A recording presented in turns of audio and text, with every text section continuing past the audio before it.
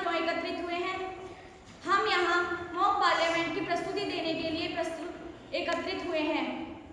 जी हाँ, mock parliament. आज हम देखेंगे कि संसद में कार्यवाही किस तरह की जाती है। तो आइए इस प्रस्तुति को देखते हैं। धन्यवाद।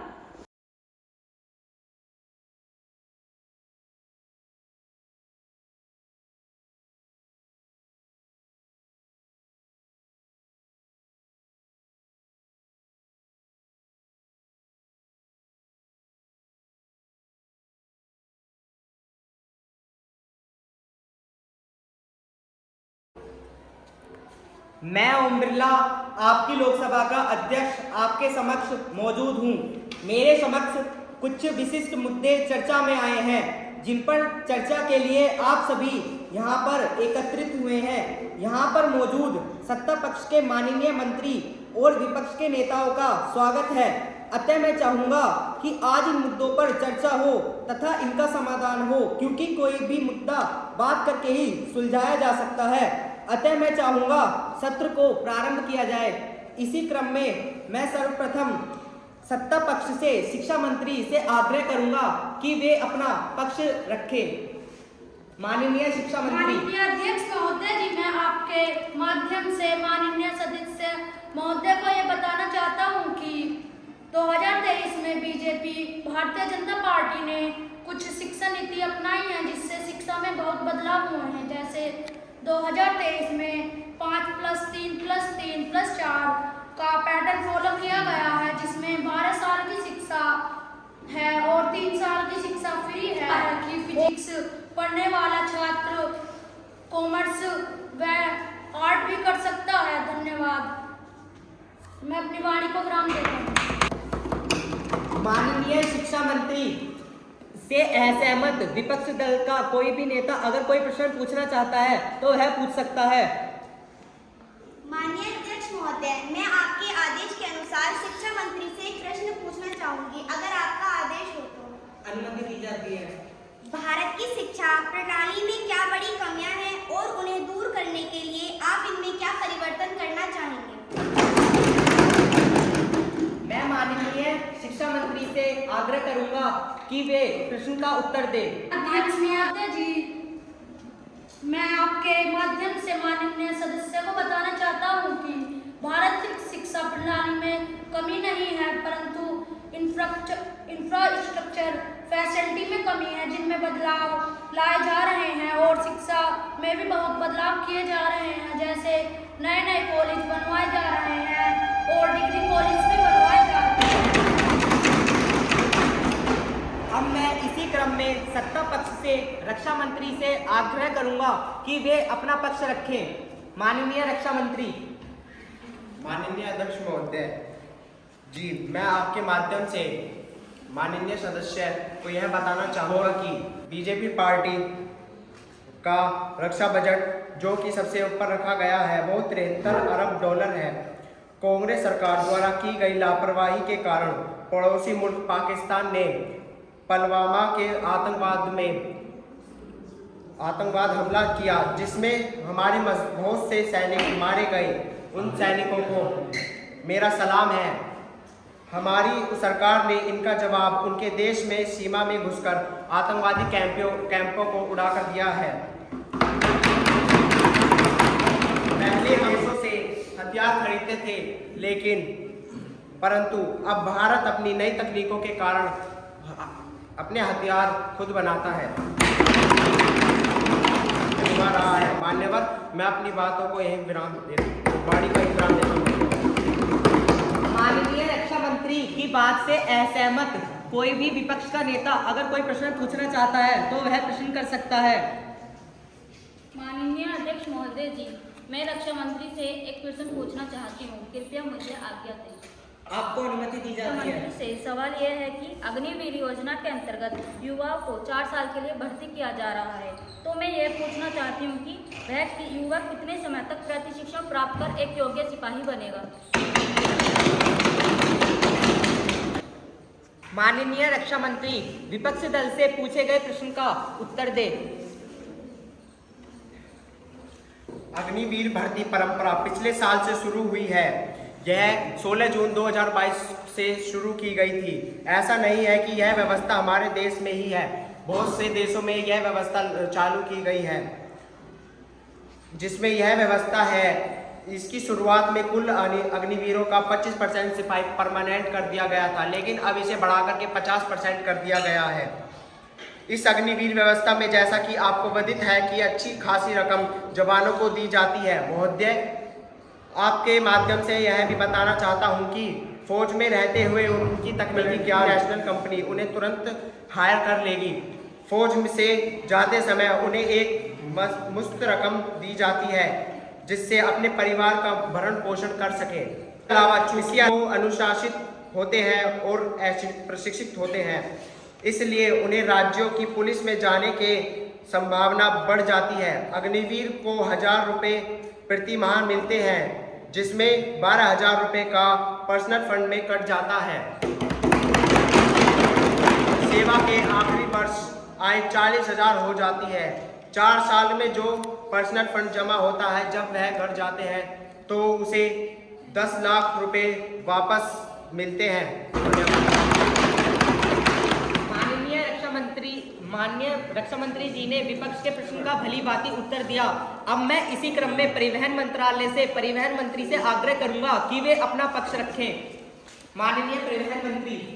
माननीय महोदय जी, मैं आपके माध्यम से बताना चाहता हूं कि महोदय जी की हिंदुस्तान में आने वाले 3 साल के अंदर 2024 खत्म होने से पहले मैं 26 ग्रीन एक्सप्रेस बना रहा हूं।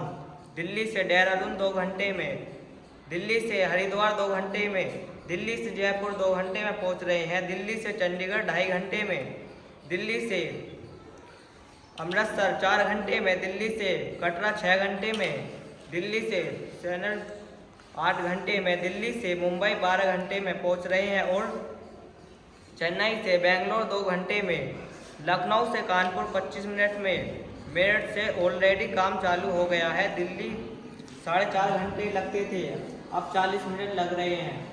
मोदी जी, मैं अपनी वाणी समाप्त करता हूँ।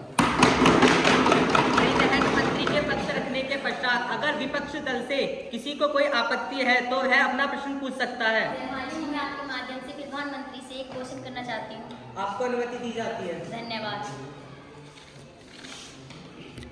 जब कांग्रेस सरकार थी तो हमारी सड़कें 6 किलोमीटर प्रतिदिन बनती थी। अब आपकी सरकारें हैं तो हमारी सड़कें 2 किलोमीटर प्रतिदिन बनती हैं, ऐसा क्यों? माननीय परिवहन मंत्री से आग्रह करूंगा कि वे विपक्ष दल के प्रश्न का भली भांति उत्तर दें। माननीय अध्यक्ष महोदय जी, मैं आपके माध्यम से परिवहन द्वारा पूछे गए सवाल का जवाब देना चाहता हूँ। अनुमति है? मैं सबसे पहले बताना चाहता हूँ कि EMHI के पोजीशन बहुत स्ट्रॉन्ग है और मैं हाउस के रिकॉर्ड पर बता रहा हूँ कि मैं 5 करोड़ के रोड हर साल बना सकता हूँ और हमारे पास पैसे की कमी नहीं है।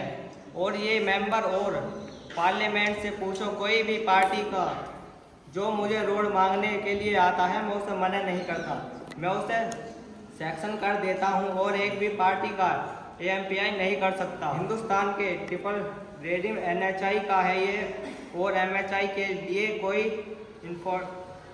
फाइनेंस तकनीक नहीं है।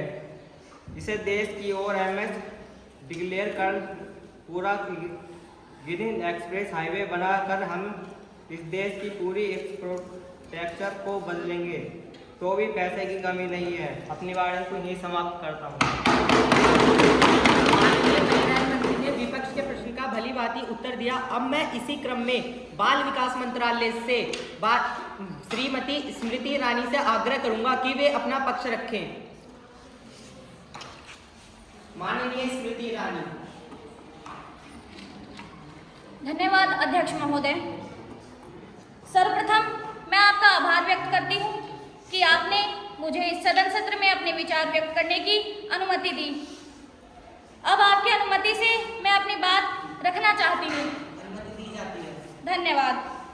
माननीय अध्यक्ष महोदय जी, गत 10 वर्षों में वर्तमान सरकार ने महिला तथा बाल विकास के लिए जो भी कार्य किए वो किसी और सरकार ने इससे पूर्व नहीं किए हैं।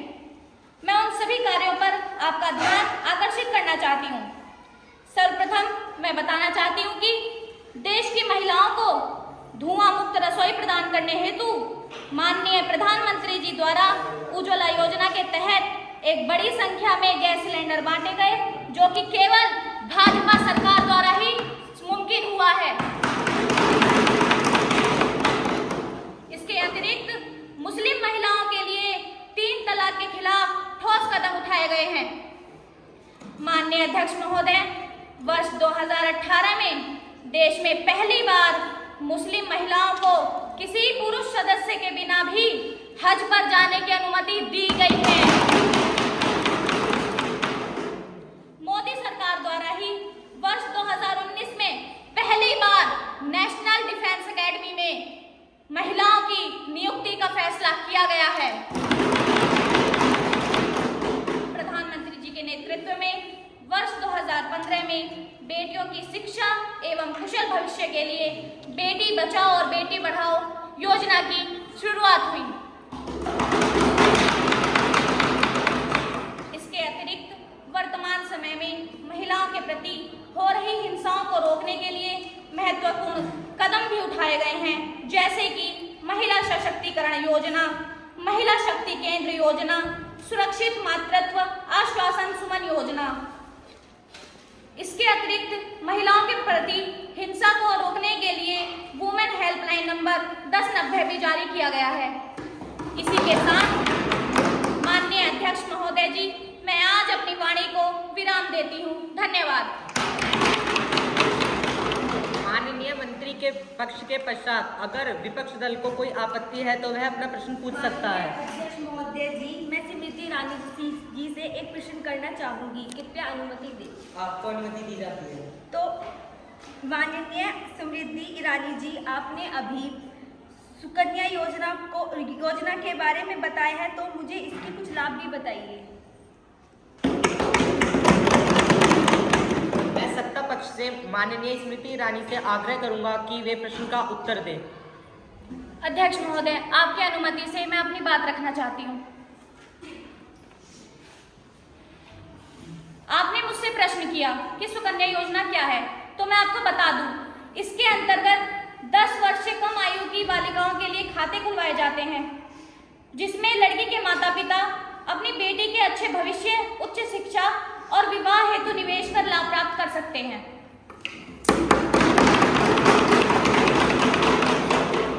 माननीय मंत्री ने अपने विपक्ष दल के प्रश्न का भली भांति उत्तर दिया। अब मैं इसी क्रम में सत्ता पक्ष से विदेश मंत्री से आग्रह करूंगा कि वे अपना पक्ष रखें। माननीय विदेश मंत्री। माननीय अध्यक्ष महोदय, मैं आपके माध्यम से संसद में उपस्थित सदस्यों को यह अवगत कराना चाहता हूं कि भारत विश्व के सबसे बड़े विकासशील देश में से एक है तथा सफल एवं सुदृढ़ अर्थव्यवस्था के क्षेत्र में 5वां स्थान प्राप्त कर चुका है।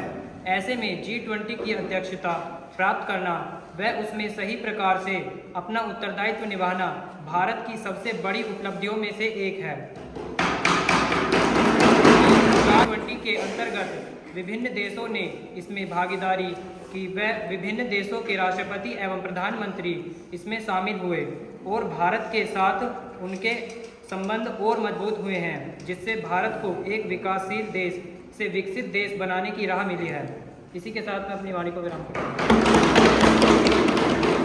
सत्ता पक्ष से विदेश मंत्री के पक्ष के पश्चात अगर नेता विपक्ष को कोई आपत्ति है तो वह प्रश्न पूछ सकता है। माननीय अध्यक्ष महोदय जी, मैं आपके माध्यम से विदेश मंत्री से कुछ प्रश्न करना चाहूंगी, क्या आपकी अनुमति है? अनुमति दी जाती है। मैं पक्ष पार्टी के विदेश मंत्री से पूछना चाहूंगी कि हमारे देश में विदेश व्यापार में क्या बढ़ोतरी हुई है? अगर बढ़ोतरी हुई है तो उसके अनुसार GDP लगातार क्यों घट रही है? मैं माननीय विदेश मंत्री से आग्रह करूंगा कि विपक्ष दल के प्रश्न का उत्तर दें। माननीय अध्यक्ष महोदय, मैं आपकी अनुमति के अनुरूप सदस्य पक्ष को यह बताना चाहूँगा, जनता पार्टी के कार्यकाल में भारत ने विभिन्न देशों के साथ व्यापार नीति में अनेक महत्वपूर्ण सुधार किए हैं, जिन्हें भारत की नई विदेश व्यापार नीति के माध्यम से समझा जा सकता है। यह नीति 1 अप्रैल 2023 से भारत में लागू हो चुकी है।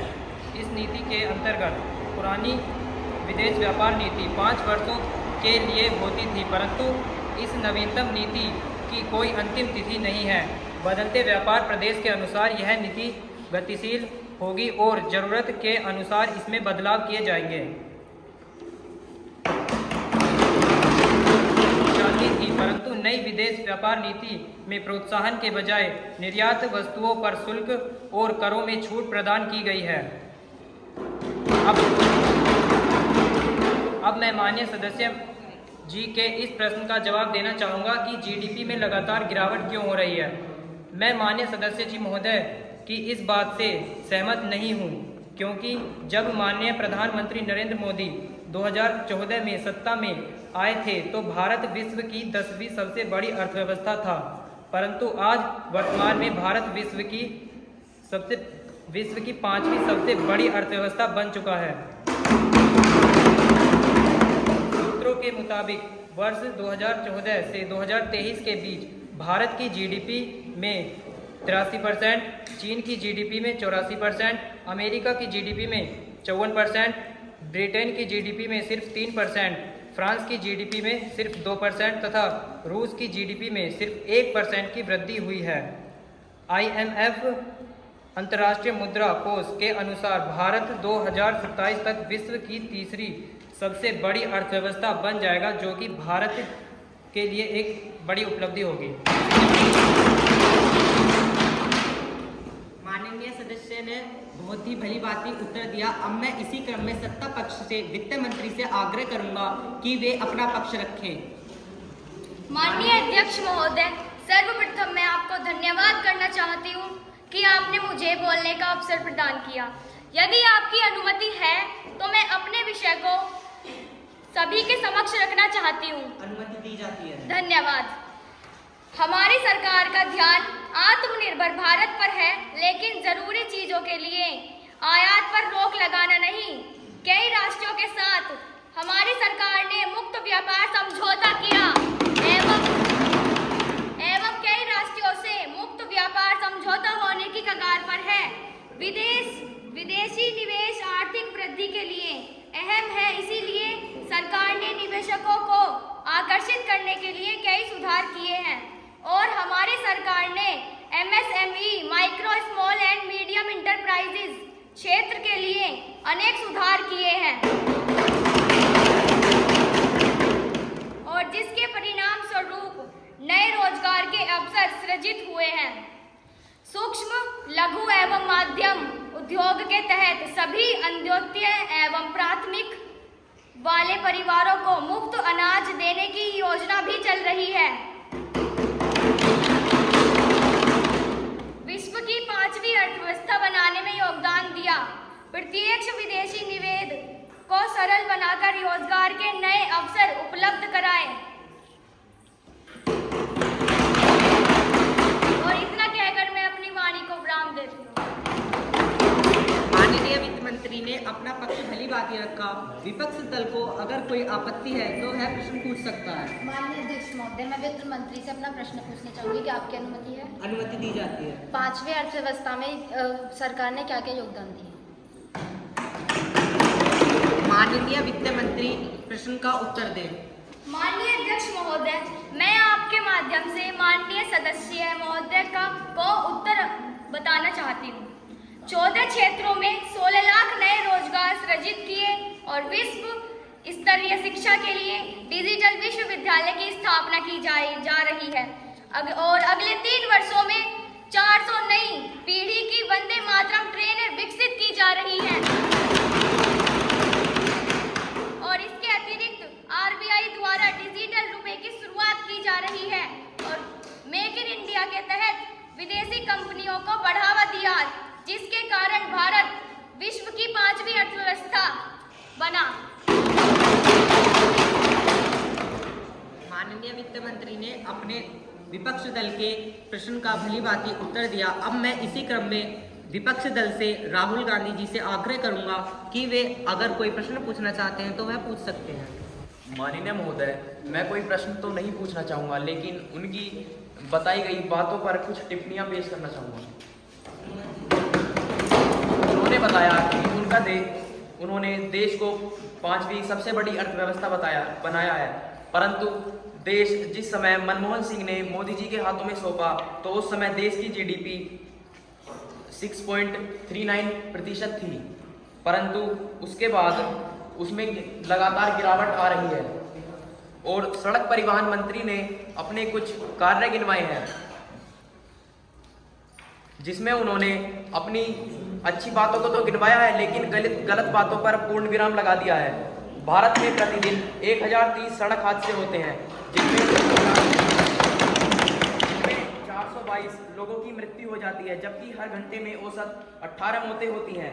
जबकि देश में हर साल 5 लाख एक्सीडेंट होते हैं, जिनमें करीब 1.5 लाख लोगों की मृत्यु हो जाती है। भारत में सड़क हादसे घटने की बजाय बल्कि बढ़ते जा रहे हैं। तो 1988 में जब राजीव गांधी प्रधानमंत्री थे तो उस समय भारत की जीडीपी 9.6 थी। उस समय प्रधानमंत्री राजीव गांधी जी थे, और उसके बाद आज तक इस अनुपात को बीजेपी तो क्या कोई भी सरकार इसको पूरा नहीं कर पाई है। इससे ऊपर कोई भी जीडीपी का अनुपात नहीं गया है।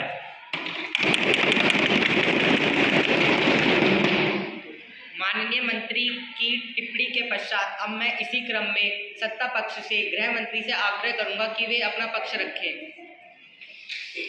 माननीय गृह मंत्री। माननीय अध्यक्ष महोदय, मैं आपके माध्यम से अपनी बात रखता हूं। सबसे पहले सदन में बैठे हुए सभी सांसदों को मेरा नमस्कार। जैसे कि आप सब जानते हैं कि हमारे भारत देश विकास की राह पर निरंतर चल रहा है। जैसे कि आप लोग जानते हैं, हमारा देश सन 1947 में आज़ाद हुआ था। किसी ने यह कल्पना नहीं की थी कि जो देश 200 सालों तक गुलाम था वो सिर्फ 1 शताब्दी के अंदर चांद पर कदम रख जाएगा। मैं अपने देश के वैज्ञानिकों के जज्बे की प्रशंसा करता हूं कि उन्होंने इतने कम बजट में चंद्रयान 3 को सफल बनाया और पूरे विश्व को भारतीय शिक्षा नीति का लोहा मानने के लिए विवश कर दिया। आज संपूर्ण विश्व में भारत की प्रशंसा हो रही है। जैसा कि आप लोग जनता जानते हैं कि 2014 से केंद्र में भारतीय जनता पार्टी कार्यरत है। हमारी सरकार ने जनता की भलाई के लिए निरंतर प्रयास किए और कई कड़े कदम उठाए। हमारी सरकार ने अनुच्छेद 370 को हटाया, जो कि जम्मू कश्मीर के विकास को रोक रहा था। प्रत्येक राजनीतिक दल अपनी पुष्टिकरण के लिए अनुच्छेद 370 को उठाते थे। अनुच्छेद 370 को हटाने का प्रयास केवल भारतीय जनता पार्टी ही कर सकती है। जो लोग लाल चौक पर झंडा लहराने से डरते थे, वह अब बड़ी ही शान से लाल चौक पर तिरंगा झंडा लहराते हैं। हमारी सरकार ने युवाओं के लिए निरंतर रोजगार के अवसर खोजे हैं और 21वीं सदी तक भारत की उच्च शिक्षा के स्तर पर पहुंचने के लिए भरसक प्रयास किए हैं। मैं अमित शाह, देश का एक जिम्मेदार नागरिक होने के नाते और भारतीय जनता पार्टी का प्रतिनिधित्व करते हुए आपको यह आश्वासन देता हूं कि हमारी सरकार देश को आगे बढ़ाने के लिए निरंतर कार्य करती रहेगी। अब मैं अपनी वाणी को विराम देता हूं। धन्यवाद। माननीय गृह मंत्री के पक्ष को सुनने के पश्चात अगर विपक्ष दल को कोई आपत्ति है तो वह प्रश्न पूछ सकता है। माननीय अध्यक्ष महोदय, मेरा प्रश्न गृह मंत्री श्री से है। आपकी अनुमति हो तो मैं अपना प्रश्न पूछना चाहूंगी। अनुमति दी जाती है। आपकी अभी सरकार ने अपने बजट को लेकर बहुत बड़ी बातें की। अध्यक्ष महोदय, मैं ये जानना चाहती हूँ कि बीजेपी सरकार ने अपने 9 वर्ष में कार्यकाल में कितनी IIT, IIM, महाविद्यालय व कॉलेजेस बनवाए हैं? मैं माननीय गृह मंत्री से आग्रह करूंगा कि वे प्रश्न का उत्तर दें। माननीय अध्यक्ष महोदय, मैं आपके माध्यम से विपक्षी दल की सदस्य को यह अवगत करा देना चाहता हूं कि बीते 10 सालों में देश को उच्च शिक्षा के केंद्र के रूप में स्थापित करने का हर स्तर पर प्रयास हो रहा है और इसी को ध्यान में रखते हुए देश में प्रबंधन, चिकित्सज्ञ और प्रौद्योगिकी टेक्नोलॉजी के क्षेत्र में संस्थानों और उनमें सीटों की भी संख्या बढ़ाई गई है। वर्ष 2014 से पहले देश में 13 IIM ही थे। इस तरह करीब 6 दशक तक सिर्फ 7 एम्स देश के सेवा में रहे थे। साल 2014 के बाद उसे 2 गुना यानी 15 एम्स देश के स्थापित हो चुके हैं। पिछले 6 सालों के भीतर 7 नए भारतीय प्रबंधन संस्थाएं IIM, 15 आलेखीय भारतीय आयु विज्ञान संस्थान AMIS, हर साल एक नया प्रौद्योगिकी संस्थान IIT और 16 नए भारतीय सूचनाएं और प्रौद्योगिकी संस्थान IIIT, Indian institute of information technology की स्थापना की गई और उसके साथ ही 52 कॉलेज भी खोले गए। कुछ महीनों से इसकी गति और दायरे दोनों को बढ़ाया गया है ताकि 21वीं सदी भारत की हो। और हाँ, मैं यह भी बता देना चाहता हूँ, हमारे शिक्षा मंत्री ने अपने बजट को लेकर जो भी बातें की हैं वह सत्य हैं। अब मैं आशा करता हूँ विपक्षी दल की महोदय को अपने प्रश्न के उत्तर मिल गए होंगे। को अंत की तरफ ले जाते हुए अब मैं माननीय प्रधानमंत्री से आग्रह करूंगा कि वे अपना निष्कर्ष दें। माननीय अध्यक्ष महोदय, मैं आपके माध्यम से माननीय सदस्य के समक्ष अपने कुछ पक्ष रखना चाहता हूँ। क्या आपकी आज्ञा है? आपको अनुमति दी जाती है। मैं जरा आज सदन को ये याद दिलाना चाहता हूँ, बीजेपी सरकार ने माता, बहनों और बेटियों के जीवन चक्र से जुड़ी हर समस्या पर ध्यान दिया है। गर्भावस्था के दौरान शिशु को पौष्टिक खाना मिले, इसके लिए हमने मातृ वंदना योजना चलाई। महिलाओं के बैंक खाते में पैसे भेजने शुरू किए। शिशु का जन्म अस्पताल में हो, हमने इसके लिए भी अभियान चलाया। बेटियों के कल्याण के लिए हमने बेटी बचाओ बेटी पढ़ाओ जैसे आंदोलन शुरू किए। प्रकृति को ध्यान में रखते हुए और माता बहनों के सम्मान के लिए हमने शौचालय बनवाए। प्रधानमंत्री आवास योजना के तहत 3 करोड़ पक्के घर बनाकर हमने गरीब परिवारों का सबसे बड़ा सपना पूरा किया। मैं अपनी वाणी को यहाँ विराम देता हूँ। सत्र को अंत की तरफ ले जाते हुए अब मैं सोनिया गांधी जी से आग्रह करूंगा कि वे अपने प्रश्न पूछना चाहे या टिप्पणी देना चाहे तो दे सकती हैं। माननीय अध्यक्ष महोदय जी, मैं माननीय प्रधानमंत्री जी से कुछ प्रश्न पूछने की अनुमति चाहती हूँ। आपको अनुमति दी जाती है। माननीय प्रधानमंत्री जी, आप यह बताने का कष्ट करेंगे कि आप अब प्रत्येक वस्तु की कीमत क्यों बढ़ती जा रही है, जिससे महिलाओं को घर चलाने में परेशानी हो रही है। मैं माननीय प्रधानमंत्री जी से आग्रह करूंगा कि वे विपक्ष दल के प्रश्न का उत्तर दें। माननीय प्रधानमंत्री। माननीय अध्यक्ष महोदय, मैं आपके माध्यम से माननीय सदस्य के प्रश्न का उत्तर देने के लिए आपकी आज्ञा मांगता हूँ। आपको अनुमति दी जाती है। भारत आज उन देशों में से है जहाँ विकास तेजी से हो रहा है, परंतु मैं इस बात पर भी एग्री करता हूँ कि हमने कुछ वस्तुओं पर हमने महंगाई की है, परंतु इसके विपरीत हमने आय भी बढ़ाई है। कोरोना के बाद दुनिया के कितने ही देश ऐसे हैं जहाँ महंगाई ने रिकॉर्ड तोड़ दिए और हमारी सरकार ने 2 साल से ज़्यादा फ्री राशन की व्यवस्था की है। जहाँ पर पाकिस्तान की महंगाई दर 38% से भी ज़्यादा है, श्रीलंका की महंगाई दर 25% से भी ज़्यादा है और बांग्लादेश में महंगाई दर 10% से ज़्यादा और हमारे भारत की महंगाई दर 5% से भी कम है। भाइयों बहनों, इतने दिनों से चले जा रहे युद्ध की वजह से भी महंगाई को हमने बेकाबू नहीं होने दिया।